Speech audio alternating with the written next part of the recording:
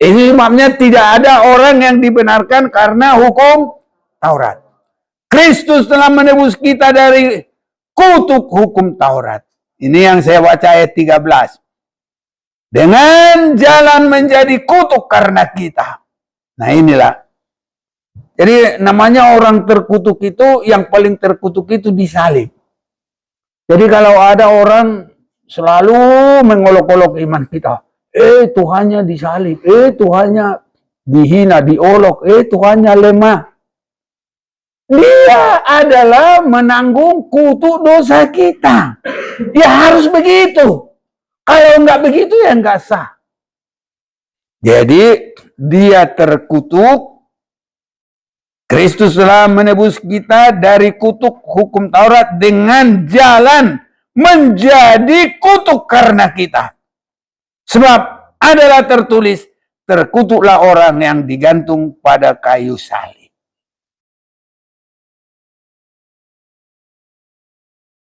Salam dalam kasih Tuhan kita, Tuhan Yesus Kristus. Kita bersyukur, saudara-saudaraku, kita berada di area Tuhan, kita boleh beribadah saat ini. Keselamatan kita nyata hanya karena Yesus Kristus, Tuhan yang datang ke dunia dengan meninggalkan kealahannya, menjadi manusia sama dengan kita untuk boleh menjadi juru selamat dengan terlebih dahulu mengalahkan maut, terlebih dahulu mengalahkan iblis, terlebih dahulu mengambil kunci maut itu sebagai kuasa daripada kematian. Jadi kita ditentukan selamat hanya di dalam Yesus Kristus. Saya mau ajak kita membaca buku kita, Alkitab.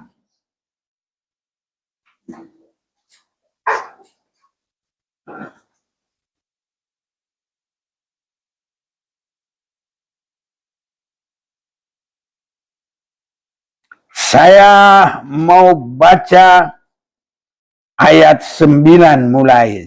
Yohanes 1 ayat 9. Terang yang sesungguhnya yang menerangi setiap orang sedang datang ke dalam dunia. Ia telah ada di dalam dunia dan dunia dijadikan olehnya, tapi dunia tidak mengenalnya. Ia datang kepada milik kepunyanya, tapi orang yang kepunyanya itu tidak menerimanya. Tetapi semua orang yang menerimanya diberi kuasa supaya menjadi anak-anak Allah, yaitu mereka yang percaya dalam namanya. Bersama kita baca ayat 12 ini, 1, 2, 3. Tetapi semua orang yang menerimanya diberinya kuasa supaya menjadi anak-anak Allah, yaitu mereka yang percaya dalam nama. Saudara-saudaraku, supaya kita lebih jelas melihat dan mengerti firman ini, bahwa Yesus itu sebelum dia datang sebagai manusia, dia sudah ada terlebih dahulu di dunia. Kalau kita baca mulai ayat yang pertama, pada mulanya adalah firman. Firman itu bersama-sama dengan Allah, dan firman itu adalah Allah. Ia ada pada mulanya bersama-sama dengan Allah. Segala sesuatu dijadikan oleh Dia, dan tanpa Dia tidak ada suatu pun yang telah jadi dari segala yang telah dijadikan. Dalam kitab Kejadian pasal yang pertama, di mana Allah Bapa kita, pencipta langit bumi segala isinya, mulai menciptakan langit dan bumi. Di manakah kedudukan Yesus pada saat itu, yang di dalamnya, hanya di dalamnya ada juru selamat. Dia saat itu belum disebut Yesus, karena Yesus itu adalah nama hanya untuk penyelamatan. Arti Yesus saja juga adalah juru selamat. Jadi sebelum Dia juru selamat, Dia dalam posisi firman.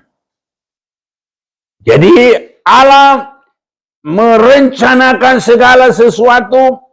Roh Allah itu melayang-layang. Maka supaya terjadi segala sesuatu adalah dengan kata firman itu. Apa saat itu katanya? Jadilah terang. Maka jadilah terang itu. Jadilah bentangan. Maka jadilah bentangan itu. Jadilah biji-bijian. Itulah yang kita suka makan buah. Buah apel, buah tomat, buah semangka, sampai buah naga. Ya. Jadi itu dengan firman Allah menjadikan. Dan tanpa berkata-kata tidak jadi. Ibarat korek api tidak akan terbakar sebelum kita bikin ces gitu ya kan. Ini saudara-saudaraku. Jadi yang benar-benar pemantik untuk menjadi terjadi itu adalah firman itu tadi. Jadi di dalam Injil Yohanes ini ayat yang ke-14, firman itu telah menjadi manusia dan diam di antara kita, dan kita telah melihat kemuliaannya, yaitu kemuliaan yang diberikan kepadanya sebagai anak tunggal Bapa, penuh kasih karunia dan kebenaran. Saudara-saudaraku, ini terjadi dalam Filipi pasal 2 itu. Firman itu tidak menganggap kesetaraannya dengan Allah. Dia meninggalkan kesetaraannya dengan Allah, atau dalam arti dia meninggalkan kealahannya, mengambil rupa manusia, dan dalam keadaan manusia bukan untuk dilayani, tapi untuk melayani, bahkan mati sampai tersalib. Dan caranya untuk menjadi manusia itu, dia diterima oleh Maria, firman Allah diterima oleh Maria, maka dengan kuasa Roh Kudus, Maria mengandung bukan dari manusia, bukan dari seorang laki-laki. Makanya Yesus itu tidak ada disebut anak manusia. Yang kita sering dengar dalam bahasa umum bin. Kalau perempuan binti. Kalau Abraham mungkin bin Abraham, bapaknya siapa sih? Terah. Abraham bin Tera. Nah, gitu saudaraku. Jadi makanya Yesus itu nggak ada bin bapaknya. Malah dalam saudara kita yang lain dia sebut Isa bin Maryam. Itu nggak pernah itu. Masa perempuan melahirkan dari dirinya sendiri? Nggak ada yang lain. Nah, itu juga sebenarnya adalah mendukung bagaimana keberadaan kelahiran Yesus Kristus. Inilah saudara-saudaraku. Jadi supaya jelas-jelas semua mengerti. Di dalam penciptaan yang pertama, kalau Allah, Firman dan Roh Kudus itu bekerja bersama-sama mencipta semuanya, langit, bumi, dan segala isinya, maka saudara-saudaraku, ya, haleluya, ya. Jadi baru dia menciptakan manusia. Namanya manusia itu adalah Adam. Saya ingin menunjukkan 3 orang manusia yang terkemuka dalam perjanjian lama sebagai pemuka dan pemuka. Adam adalah yang pertama. Tapi keselamatan bukan dari Adam. Justru dari Adam itu adalah permulaan manusia masuk dalam dosa yang menjadi penghukuman. Roma pasal yang kelima. Roma pasal yang kelima ayat yang ke-17.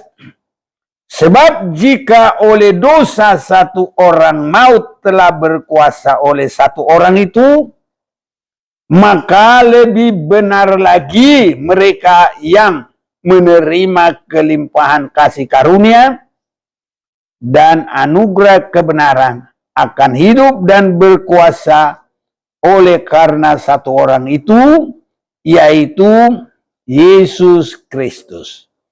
Sebab itu sama seperti oleh satu pelanggaran semua orang beroleh penghukuman, demikian pula oleh satu perbuatan kebenaran semua orang beroleh pembenaran untuk hidup. Jadi sama seperti oleh ketidaktaatan satu orang, semua orang telah menjadi orang berdosa. Demikian pula oleh ketaatan satu orang, semua orang menjadi orang benar. Kita sangat bersyukur, saudara-saudaraku. Ya, jadi di sini pelajaran bagi dunia ini. Mungkin tidak semua orang mengerti mengapa kita seperti ini di bumi. Ada kalanya menghadapi hujan, panas, angin, dan segala hal.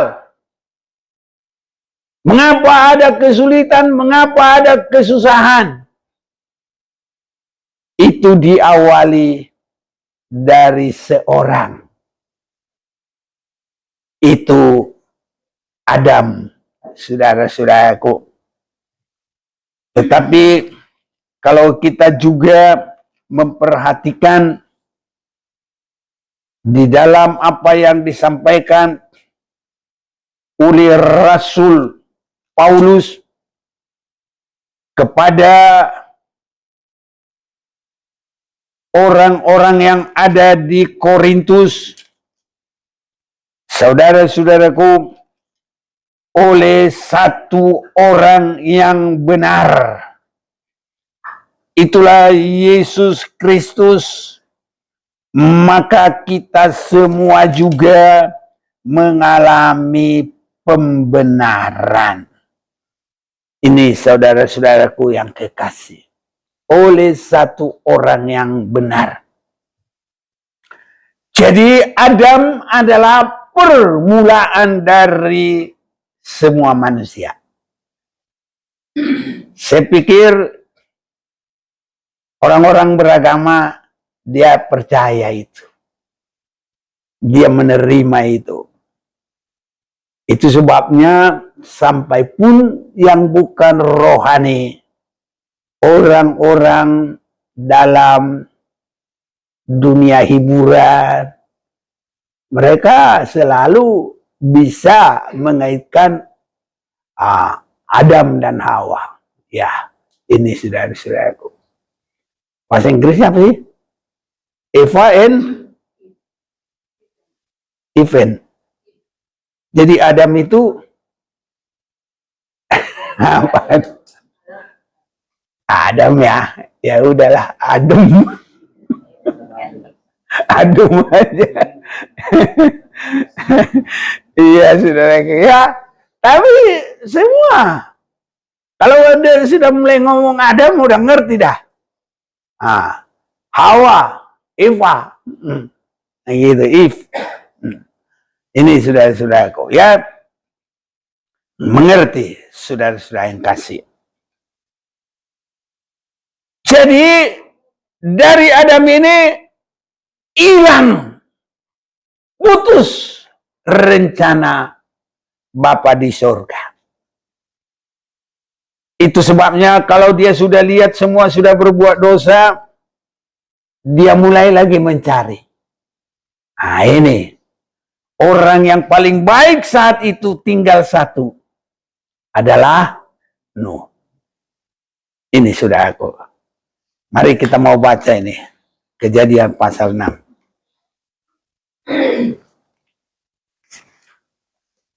Kejadian pasal yang ke-6.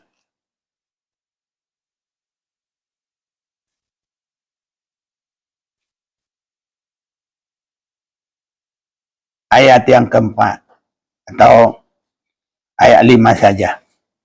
Ketika dilihat Tuhan bahwa kejahatan manusia besar di bumi dan bahwa segala kecenderungan hatinya selalu membuahkan kejahatan semata-mata, maka menyesallah Tuhan bahwa ia telah menjadikan manusia di bumi dan hal itu memilukan hatinya.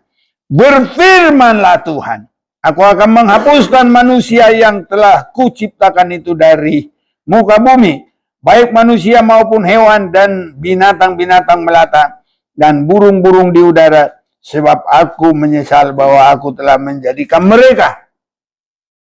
Tetapi Nuh mendapat kasih karunia di mata Tuhan. Ini saudara-saudaraku. Ya. Ayat yang ketiga, saya akan baca juga.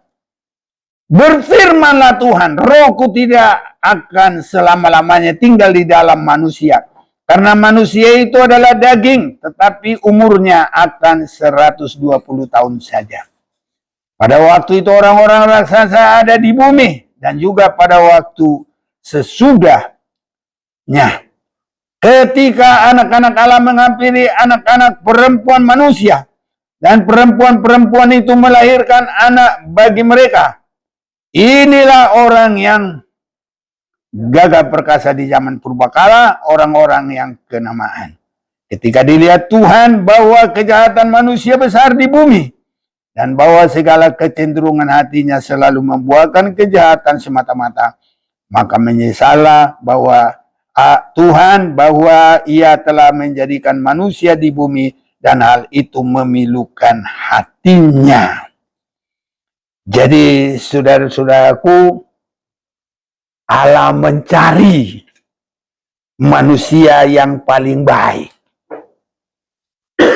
Manusia semua binasa dengan air bah, kecuali 8 orang. Itulah orang yang paling baik saat itu di mata Tuhan. Nuh. Dan bersama dengan istrinya, bersama dengan anaknya, 3 orang, menantunya 3 orang.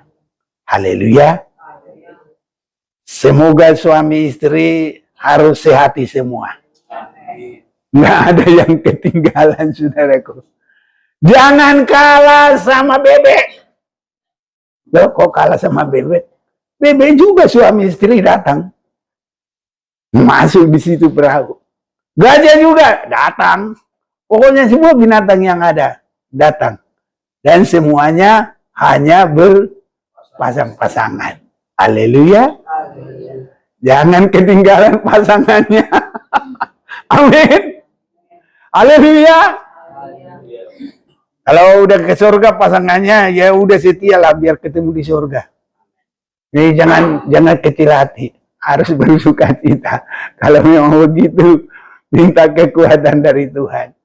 Yesus juga adalah mempelai laki-laki surga. Dia akan menolong, dia menghibur, dia memberkati. Jangan kecil hati. Gak ada perbedaannya. Ini kita cuma numpang dan nggak lama kok. Ya. Tadinya umur manusia hampir 900 mau 1000. Nah, jadi kuingin hidup 1000 tahun.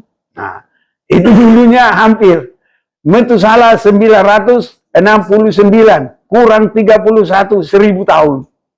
Nah, tapi karena berdosa, tinggal 120. Tadi kita baca kejadiannya namanya berapa? Ayo. 3 ya. Oke. Tuhan memberkati. Iya. Jadi kita, apalagi sekarang ini, kalau teman-teman sejawat saya, sudah hampir jarang, saudaraku, teman-temanku, teman sepermainan, teman dekat-dekat tanggal lahir, teman satu sekolah dulu, sekolah umum, sekolah Alkitab, udah pada jarang deh. Ini. Saya lihat di kampung juga, kalau saya hitung-hitung yang di atas 70, udah jarang. Jadi, hanya sementara, sabarlah. Nanti di surga ketemu semuanya. Atau di Yerusalem baru lah. Karena saya lihat pembukaan firman, semakin kita diarahkan Yerusalem baru. Saya juga yakin, Tuhan itu, kalau sudah pernah tempatnya itu dicemarkan, diganti. Nah, sama nanti Adam gantinya mau memulai manusia baru adalah Nuh. Jadi surga juga karena pernah di situ dicemarkan oleh dosa dari Lucifer. Apa dosanya? Sombong. Dan makanya kita bukan ke situ lagi nanti. Tapi kemana? Yerusalem baru. Ini keyakinan saya. Tapi itu juga Alkitabiah. Ya. Tuhan memberkati saudara-saudaraku. Jadi juga anak-anak, ikuti terus iman yang benar. Ya. Apalagi kita kalau manusia belum semua benar, tapi firman Tuhan itu anak-anak semua harus ikutin. Haleluya. Supaya selamat seperti dalam perahu Nuh. Berapa orang? 8 orang. Ya, menantu-menantu juga harus yang baik-baik. Haleluya. Semua kita menantu. Aku menantunya mertuaku. Aku juga mertuanya menantuku. Menantu kita semuanya. Sama mertuanya udah tahu semua kan? Tahu dong, masa nggak tahu mertuanya? Keterlaluan. Terlalu nggak tahu mertuanya. Tapi ada juga tidak mau tahu. Ah, itu namanya udah keterlaluan memang. Ada juga. Tapi ya janganlah. Kalau mau masuk ke Yerusalem baru harus akor semua. Perahu saja harus akor semua. Iya, saudara-saudaraku. Ini. Jadi kalau mau terima firman biar sakit pun pokoknya cuma Maranatha harus yang bagus-bagus semua. Masuk Yerusalem baru.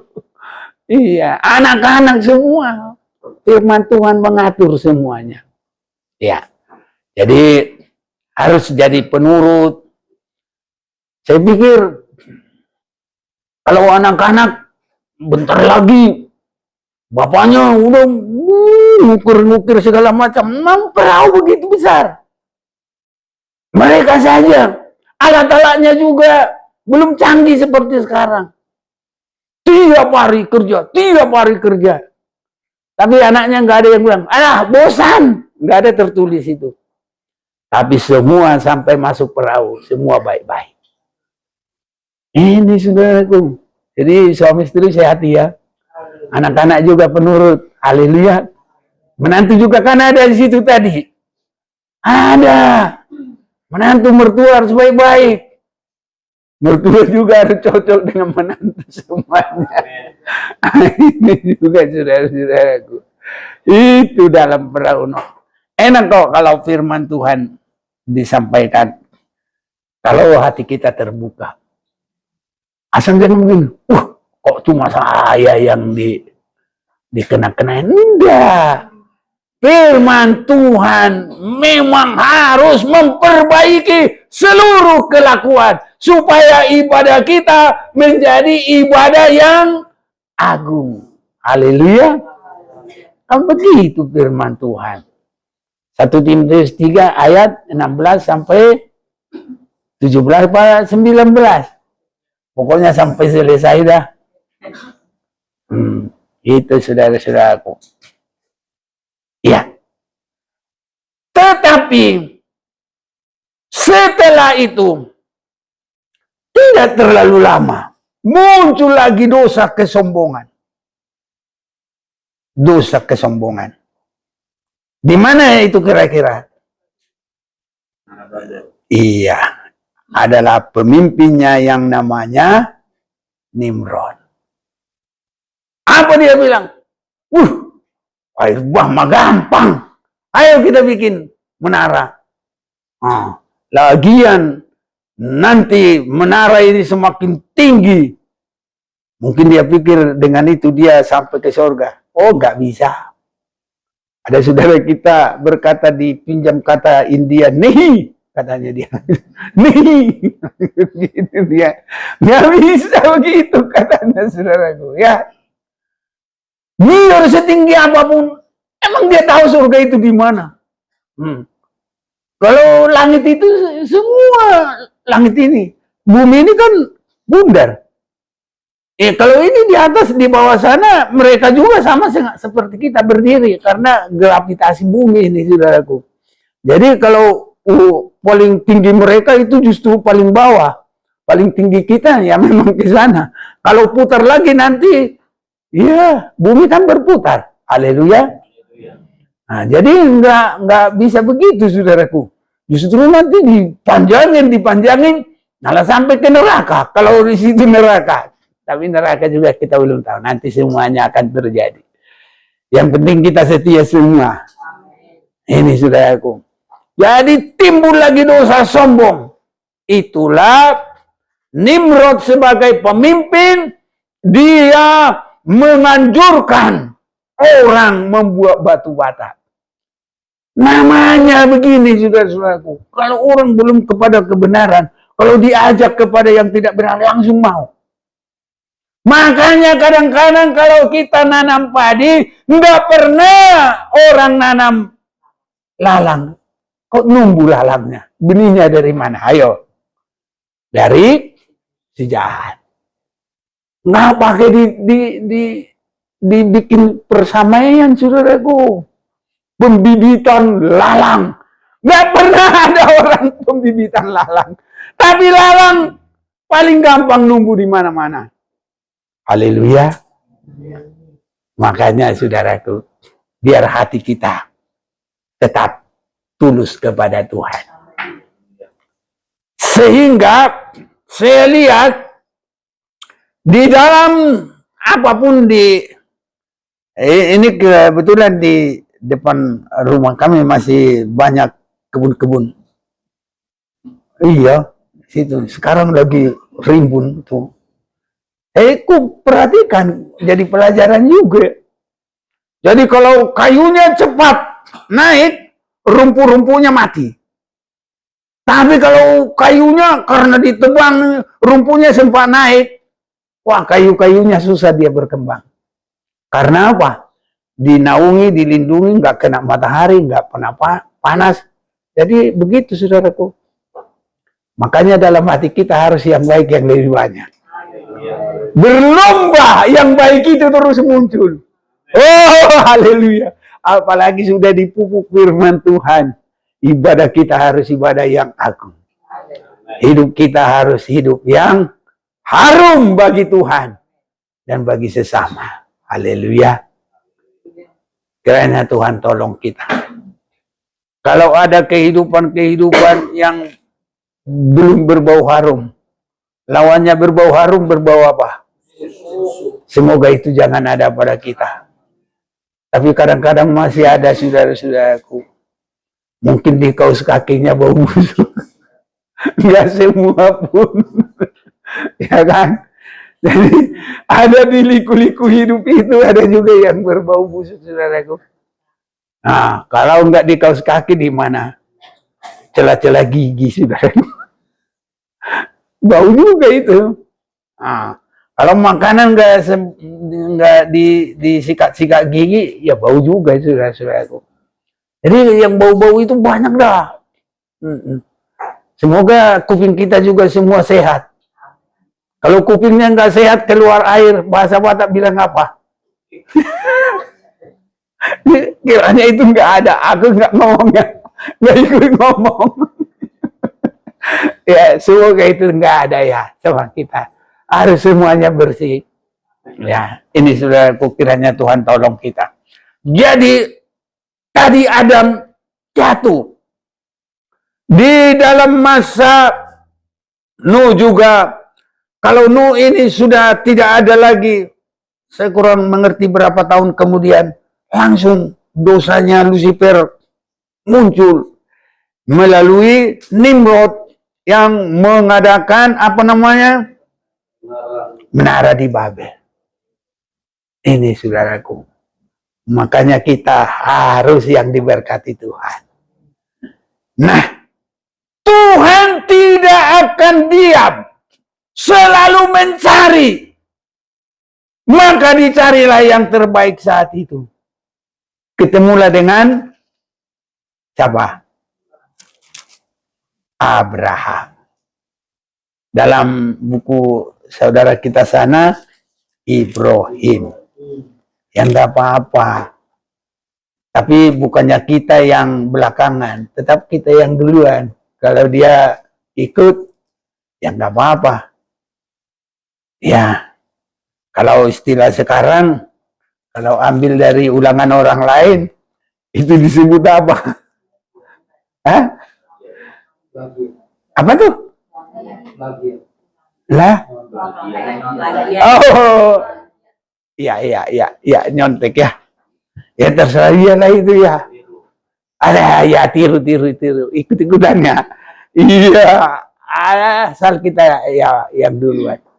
Jadi Abraham itu 2000 sebelum Masehi, berarti dengan saudara kita itu lama itu.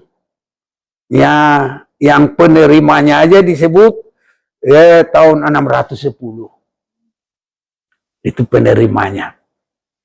Ini saudara-saudaraku. Lahirnya tahun 570, 40 tahun kemudian 610 baru dia terima Dan dia bilang seperti yang di Alkitab kita ini. Nah, itulah. Jadi yakin terus, maju terus. Kalau ada yang ikut-ikutan, syukuri dan doakan supaya semua, jangan hanya sedikit, semua sesuai dengan kebenaran firman. Karena kita rindu semua orang masuk surga. Haleluya, saudaraku. Ini hati kita harus begitu. Seperti Tuhan, Dia tidak mau satu orang pun binasa. Kalaupun manusia sudah berbuat dosa, kiranya orang yang berdosa itu boleh kembali bertobat. Dan semua selamat. Kita harus punya hati Tuhan. Seperti itu. Nang mamurai, saudaraku. Mati huniak kondisi tak korporasi. Jangan, saudaraku. Itu enggak ada dari anak Tuhan. Haleluya. Sejahat apapun itu urusan dia dengan Tuhan. Pokoknya kita harus terus mengasihi. Enggak ada yang lain, saudaraku. Karena kita sudah punya ibadah yang agung. Kita sudah ditebus oleh darah Yesus. Nah, itu sebabnya kalau sudah terjadi begitu, Tuhan juga mencari orang sebagai permulaan. Itulah Abraham. Kejadian pasal 12. Berfirmanlah Tuhan kepada Abraham, pergilah dari negerimu, dari sanak saudaramu, dan dari rumah bapamu ini ke negeri yang akan kutunjukkan kepadamu. Aku akan membuat engkau menjadi bangsa yang besar, dan memberkati engkau, serta membuat namamu masyhur, dan engkau akan menjadi berkat. Nah, ini saudara-saudaraku. Ini orang yang ketiga, Tuhan ingin memulai umat yang baik, umat yang baru, umat yang beribadah, umat yang dikasihi oleh Tuhan. Saudara-saudaraku, tapi inti daripada keturunan Abraham itulah nanti bangsa Israel. Ibadahnya hanya dengan ibadah Taurat. Ibadah Taurat itu belum sampai kepada keselamatan yang benar. Itu sebabnya kalau kita lihat di dalam Galatia pasal yang ketiga. Saya mau ajak kita baca Galatia pasal 3.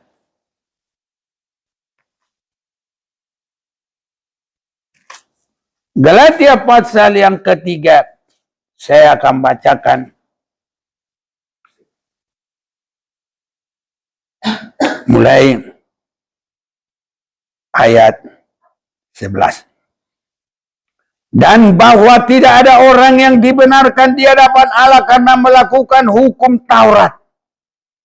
Adalah apa? Adalah jelas. Nah, udah jelas? Ya harus jelas dong. Firman Tuhan juga sudah bilang adalah jelas. Jadi kita harus semuanya jelas, pengertiannya jelas. Jangan salah pikir, ya. Haleluya. Harus jelas-jelas semuanya, saudaraku. Cuma kalau nggak jelas, aduh, repot. Ada salah prasangka, ada salah, ya macam-macam lah kalau udah salah. Orang mau suruh belanja aja, kalau belum jelas, karena namanya rajin, 12 kali rajin. Rajin. Tapi belum jelas. Jadi kerajinan kalah kalau belum jelas. Karena nanti rajin melakukan apa? Jadi melakukan kesalahan. Harus jelas. Jelas firman Tuhan. Haleluya, saudaraku. Nah, ini harus jelas kita ini. Harus jelas, saudaraku, dalam kebenaran. Kalau belum jelas, jangan asal ngomong juga. Haleluya. sakit-sakit sudah aku nggak apa-apa ya. Yang penting cuma Maranatha harus benar-benar baik deh. Nah, karena ini dia membawa kepada kebenaran. Sudah mulai dari Adam salah, dimulai lagi dari dimulai lagi dari Abraham. Ya, tapi itu nanti intinya sampai dalam hukum Taurat. Nanti yang keselamatan yang benar hanya ada Allah sendiri yang menjadi manusia, itulah Yesus Kristus.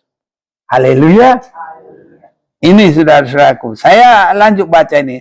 Dan bahwa tidak ada orang yang dibenarkan di hadapan Allah karena melakukan hukum Taurat adalah jelas. Karena orang yang benar akan hidup oleh iman. Tapi dasar hukum Taurat bukanlah iman, melainkan siapa yang melakukannya akan hidup karenanya. Tidak ada satu orang pun yang bisa melakukan hukum Taurat secara semua. Berdosa kepada satu hukum Taurat sama saja berdosa kepada 10 atau 9 lagi. Jadi satu yang salah, 9 lagi dianggap jadi salah juga. Ini sebabnya tidak ada orang yang dibenarkan karena hukum Taurat. Kristus telah menebus kita dari kutuk hukum Taurat. Ini yang saya baca ayat 13. Dengan jalan menjadi kutuk karena kita. Nah inilah. Jadi namanya orang terkutuk itu, yang paling terkutuk itu disalib. Jadi kalau ada orang selalu mengolok-olok iman kita. Tuhannya disalib. Tuhannya dihina, diolok. Tuhannya lemah. Dia adalah menanggung kutuk dosa kita. Ya harus begitu. Kalau enggak begitu ya enggak sah. Jadi dia terkutuk. Kristus telah menebus kita dari kutuk hukum Taurat dengan jalan menjadi kutuk karena kita. Sebab adalah tertulis, terkutuklah orang yang digantung pada kayu salib. Biar iman kita semakin diteguhkan. Kita mengerti. Tidak asal-asalan. Yesus Kristus telah membuat ini supaya di dalam Dia berkat Abraham sampai kepada bangsa-bangsa lain. Sehingga oleh iman kita menerima roh yang telah dijanjikan itu. Dan kalau kita baca lagi, saudara-saudaraku, ayat yang ke-24. Jadi hukum Taurat adalah penuntun bagi kita sampai Kristus datang supaya kita dibenarkan karena iman. Sekarang iman telah datang, karena itu kita tidak berada lagi di bawah penguasaan penuntun. Sebab kamu semua adalah anak-anak Allah karena iman di dalam Yesus Kristus. Karena semua orang yang dibaptis dalam Kristus telah mengenakan Kristus. Haleluya. Yang belum dibaptis harus dibaptis. Dan orang yang dibaptis kepada Kristus harus mengalami. Yang lama sudah berlalu, yang baru sudah datang. Dan harus sampai mengalami kuasa kemenangan dari Yesus Kristus. Dan itu menjadikan kita nanti boleh sama semua ada di Yerusalem baru. Ayat 28. Dalam hal ini tidak ada orang Yahudi atau orang Yunani. Tidak ada hamba atau orang merdeka. Tidak ada laki-laki atau perempuan. Karena kamu semua adalah satu di dalam Kristus Yesus. Jadi saudara-saudaraku, nanti tidak ada lagi secara agama Yahudi selamat. Tidak. Orang Yahudi juga kalau mau selamat harus terima Yesus. Itu sebabnya sekarang mereka hanya salah. Belum mengerti yang mana itu benarnya juru selamat. Mereka masih menunggu juru selamat yang lain. Padahal tadi di dalam Injil Yohanes dikatakan, Dia sudah ada di dunia ini. Dia sudah menyelesaikan penebusan itu semuanya.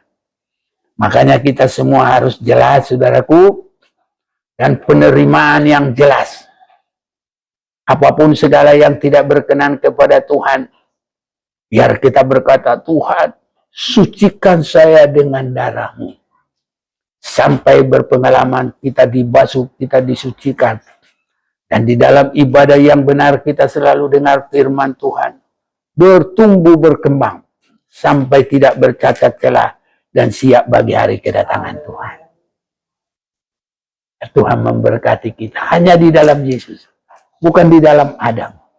Bukan di dalam Nuh. Bukan di dalam Ibrahim atau Abraham. Tapi kita selamat hanya di dalam Yesus Kristus. Dan nanti yang datang bukan Adam, bukan Nuh, bukan Abraham. Tapi yang datang adalah Yesus Kristus. Kita akan bertemu dengan Dia. Kalau kita makan ini, perjamuan kudus, itu kita harus ragi yang lama, bongkar semua, buang. Biar hidup kita baru. Dan nanti pasti Tuhan menolong dan memberkati.